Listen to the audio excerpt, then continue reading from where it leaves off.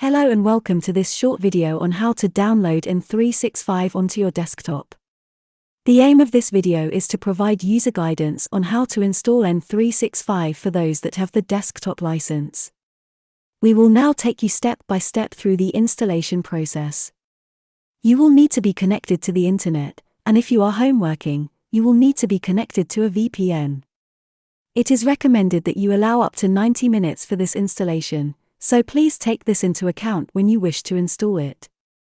To find the N365 installer, please click on the Software Center. If you cannot see this on your desktop, search for Software Center in your search bar.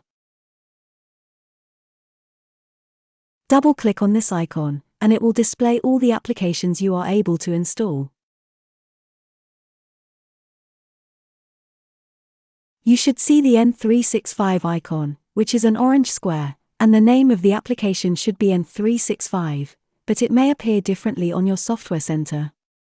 Click on this and you will be taken to the install page, where you will be given the option to install N365. Click on Install to begin the installation process. Once this has been clicked on, you will see a pop-up that should look like this. When the installation is finished, you can close the pop-up window. You should now see the new Office applications on your Start menu. If you cannot see them, please restart your device. If they are still not there, please contact the service desk. Contact information will be available at the end of the video. To get started, open one of the Office applications. We recommend Outlook. You may have to accept the license agreement. Please click Accept if this happens. You will then need to sign into Office using your NHS Mail email and password.